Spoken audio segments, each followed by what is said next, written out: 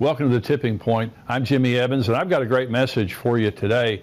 Before I bring the message, let me just tell you, I've got some places that I'm going to be speaking. Let me just say real quickly, XO Conference. We have an XO Marriage Conference coming up February 11th and 12th, coming up real quick at Fellowship Church in Grapevine, Texas. My dear friend, Pastor Ed Young, his wife Lisa, wonderful people, wonderful pastors at the great church there, Fellowship Church. We're going to be there all day Friday on February 11th, 9:30 to 4.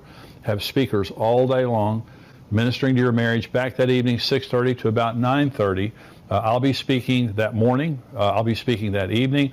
Also, Saturday, the 12th, from 9 to noon, I'll be speaking again on Saturday morning. We have our top speakers coming in for this conference. This is one of our premier conferences.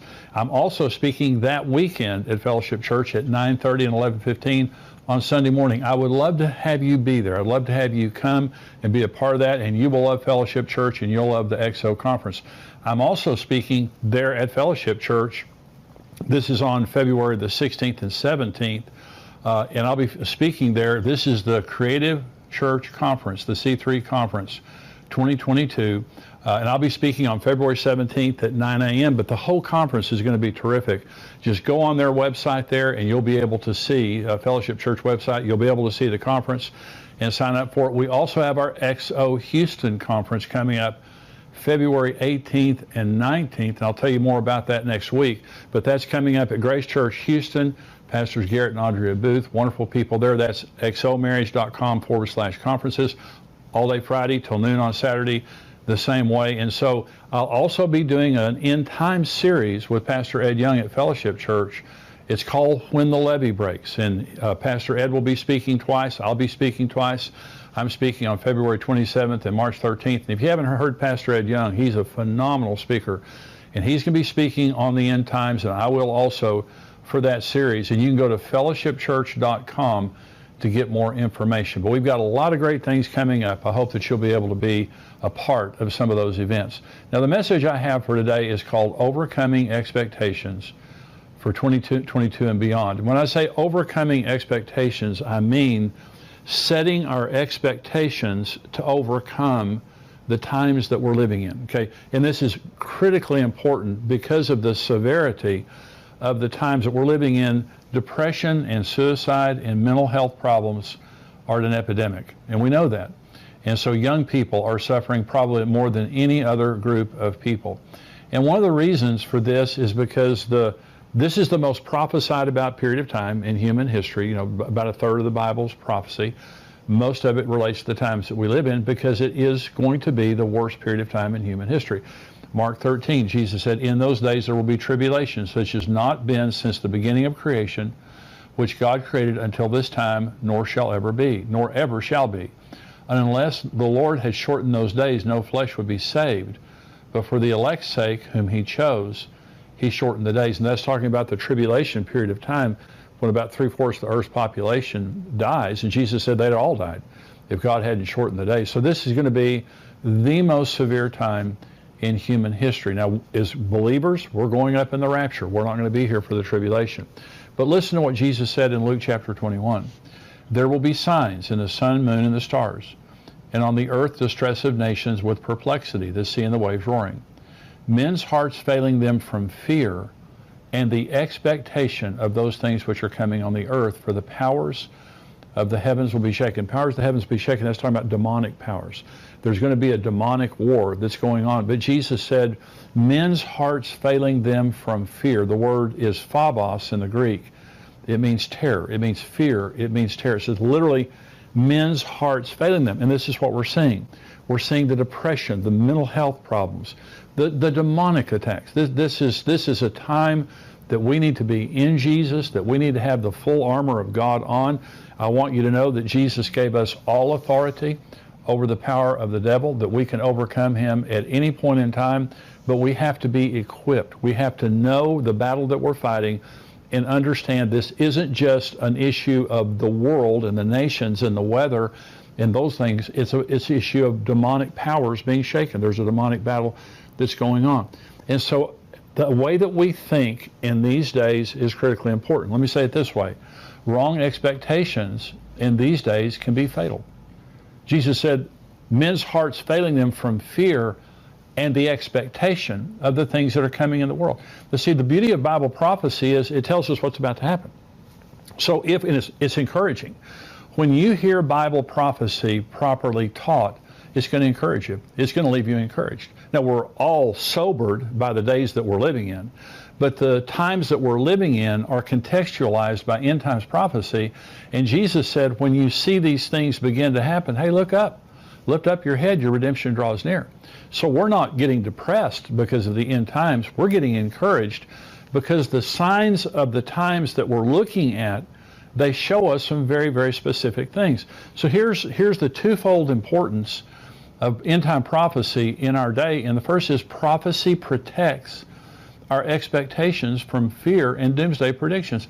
There's doomsday people out there right and left telling us that COVID, the worst of COVID is coming. I read in the news this morning there's a new strain of SARS virus that's supposed to be more contagious and more deadly and all that kind of stuff. I just got over the Omicron version of COVID, and it wasn't that bad. But they were saying when it was in Africa on its way to America, this was going to, wipe everybody out, and it's the worst thing ever happened, all that stuff. So if you listen to the doomsdayers, you're just going to get depressed. It can be overwhelming. I mean, it can literally be overwhelming. People are committing suicide because of the expectation of the things that are coming, and they're just overwhelmed with COVID. They're overwhelmed with the economy. They're overwhelmed with the things that are happening in the world, the violence, all the wars and rumors of wars that are going on. So let's set our expectations. Okay, let's just in case you haven't just really thought about it, I want you to set your expectations for 2022. Okay, so I want you to set your expectations related to the economy. The economy, the stock market is doing some really crazy stuff right now, and I think it dropped 1,000 points last week in one day, which was the largest drop that it had this earlier in the year, I believe, in history. And so here's what Jesus said about the economy. Again, this is so comforting that Jesus told us these things, as it was in the days of Noah. So it will be also in the days of the Son of Man. They ate, they drank, they married wives, they were given in marriage, until the day that Noah entered the ark and the flood came and destroyed them all. Likewise, also as it was in the days of Lot. They ate, they drank, they bought, they sold, they planted, they built. But on the day that Lot went out of Sodom and Gomorrah, it rained fire and brimstone from heaven to destroy them all. Even so will it be in the day when the Son of Man is revealed. Now, this can't be at the end of the tribulation, okay? Because the earth is a smoldering ruin. 3/4 of the earth's population is dead. No one's buying, no one's selling, no one's marrying, no one's planning a building. It's the end of the world. And so this is a time when Jesus is revealed to the church. This is a period of time when the rapture happens and it's business as usual. There is an economy. So will there be ups and downs in the economy? Yes, but I'm just saying, all the financial doomsdayers and stuff out there, don't listen to them. Jesus Christ told you there's going to be buying and selling. There's going to be an economy. There's going to be planning and building and marrying and giving in marriage. And so those things relate to hope. There's hope for the future. You think there's going to be a future. In other words, in the days of Noah, they thought Noah was a nut and the world would never end. In the days of Lot, they thought that Lot was a nut and that the world would never end. But there was an end. And that God came and took the righteous out, and then he judged the unrighteous. Now listen, for the unrighteous, there won't be an economy. For part of the tribulation, there's going to be an economy. We know the Antichrist is going to rule the world through the mark of the beast and all that kind of stuff. That's during the tribulation. We're not here. But I'm saying, as a Christian, you just need to understand the world is not going to end. There's not going to be the bottom drop out of the economy. The way that many people say there will be. There will be an economy. There may be some bumps and bruises, ups and downs, but there's going to be an economy. The other thing is the tribulation. People telling us we're going to go through the tribulation. This is Jesus, Matthew 24. As it was in the days of Noah so also will be the coming of the Son of Man. For as in the days of Noah before the flood, they were eating and drinking, marrying and giving in marriage until the day that Noah entered the ark, and did not know until the flood came and took them all away. So also will the coming of the Son of Man be. Then 2 men will be in the field. One will be taken, the other left. 2 women will be grinding at the mill. One will be taken, the other left. Watch therefore, for you do not know what hour your Lord is coming. And he's saying there that there's going to be, like the days of Noah before the flood. And in that day, 2 men will be standing in the field, one taken. one left. That's the rapture. That's the selective rapture. This is 1 Thessalonians chapter 1.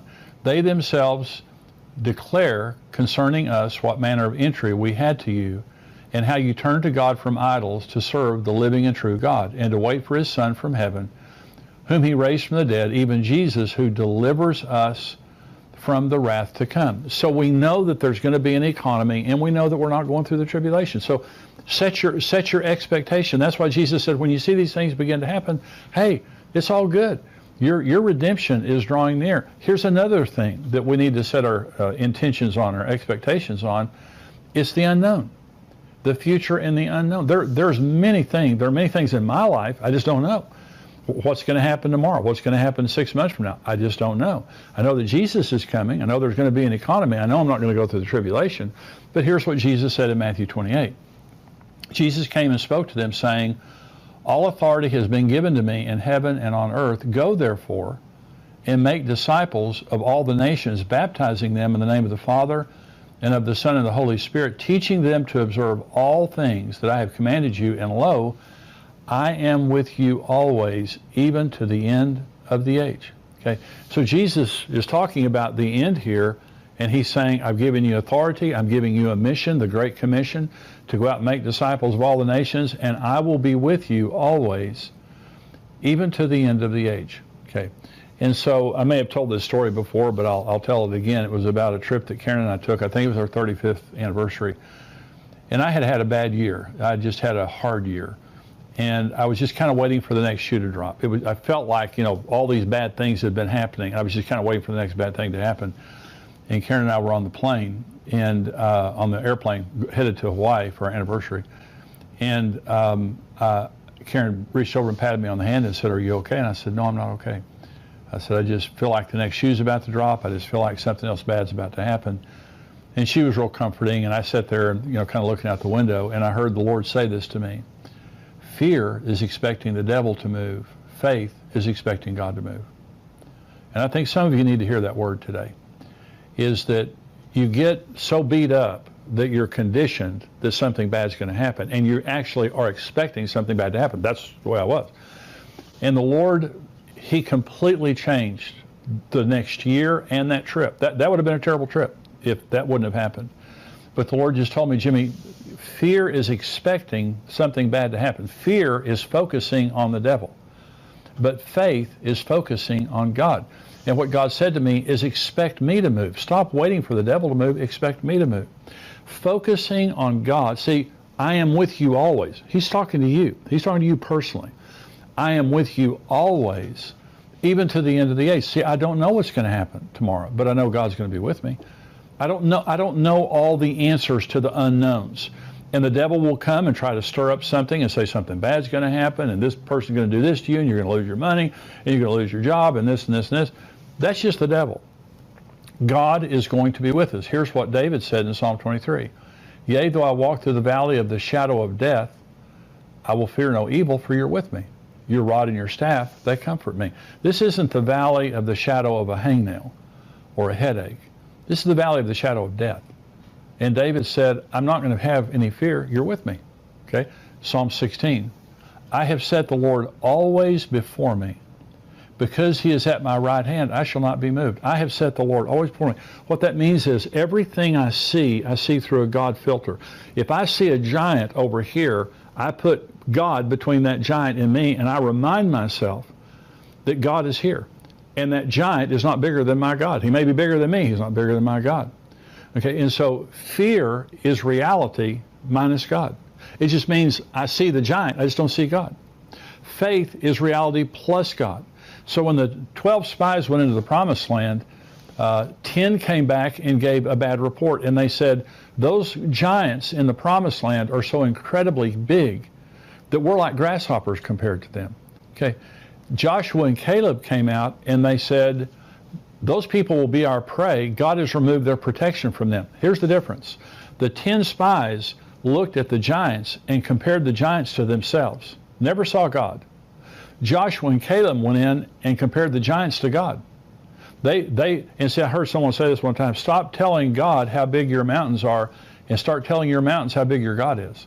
It's just all perspective. This is what I'm saying. Set your expectations for 2022, and I'm saying God is going to be with us. There's going to be an economy. We're not going through the tribulation. Regardless of what anybody says to you, good things are going to happen to us. We are not like everyone else. We have a God, and He is a faithful Father. He is a faithful Lord. He promised us, I will be with you always, even to the end of the age. Okay, so we're going to set our expectations. But so prophecy protects us from wrong expectations and doomsdayers. Prophecy also promises us incredible blessings to excite our expectations. See, it's the opposite of just not being full of dread. I should be excited. So let me talk about the marriage supper of the Lamb for just a minute, because this is what's coming up. When the rapture happens, I believe that we're living in the days just prior to the return of Jesus. I'm talking about the rapture of the church. To me, is the most incredibly exciting thing in the entire world. I answered a question a few weeks ago about young people who don't want Jesus to come. My twin granddaughters and my 14-year-old granddaughter, at Christmas we had a conversation, and they all love Jesus. They believe in end times. And they said, we wouldn't mind Jesus waiting, for a while. And so we can get married, so we can graduate, so we can have babies. And I think that's completely understandable. I really do. I think I'd be exactly the same way. But I can tell you this, when Jesus comes, we're going to enter into a marriage supper of the Lamb that is the most exquisite event in the universe. And we're going to be there for 7 years, and we're going to see Jesus face to face. And we're going to be in His Father's house, which is the most incredible building described in Revelation 22 and 21 and 22. We're going to be with Jesus for all of eternity. And I can tell you this, no one who sees Jesus' face and no one at that wedding will ever look back to this earth in regret or wanting to go back. Remember Jesus said, remember Lot's wife? When He was talking about the end in Luke 21, He said, remember Lot's wife? Lot's wife fell in love with the world, and her focus was on the world. And the angels came to get Lot and his family out, but she loved the world more than she loved God. And she loved the world more than she loved righteousness. And she turned into a pillar of salt. And Jesus said, remember that woman. This is not her home. This is not part of the reason that we get so upset sometimes thinking about the end is, well, I just got my I just retired. Well, I just had a baby. Well, I just got my degree. Well, I just got this job that I want. We don't live in, this is not our home. It can never be our home. I mean, even if Jesus doesn't return, we're going to die. I mean, mortality rate's 100%. Everybody's going to die if Jesus tarries. This is just a very temporary place for us. That's our home. And it's incredible. What Jesus describes is incredible. This is John 14, where Jesus is talking to the disciples about marrying them and us. He says, let not your heart be troubled. You believe in God, believe also in me. In my Father's house are many mansions. If it were not so, I would have told you. I go to prepare a place for you. And if I go to prepare a place for you, I will come again and receive you to myself, that where I am, there you may be also. And where I go, you know, and the way you know. Thomas said to him, Lord, we do not know where you are going, and how can we know the way? Jesus said to him, I am the way, the truth, and the life. No one comes to the Father but through me. Now, to the Western mind, when Jesus is talking about in my Father's house are many mansions, to the Western mind, that's just, well, what are you talking about? But to the Jewish mind, they knew exactly what He was talking about. The disciples knew exactly. He's explaining a wedding. And so Jesus said, in my Father's house are many mansions. I go to prepare a place for you. See, in a Jewish wedding, the groom left his father's house with a bride price.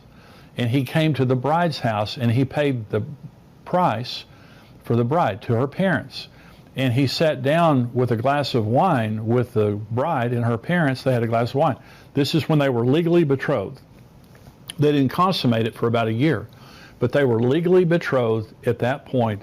And the groom would say to the bride, I won't drink of this glass again, this cup again, until I drink it with you in my Father's house. That's what Jesus said to the disciples at the Last Supper.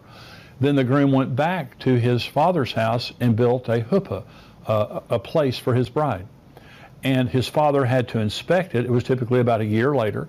And his father would say, the groom would say, Father, is it time? And the father would say, it's not time. Father, is it time? It's not time. Then he would finally say, Father, is it time? The father would say, it's time. Go get your bride.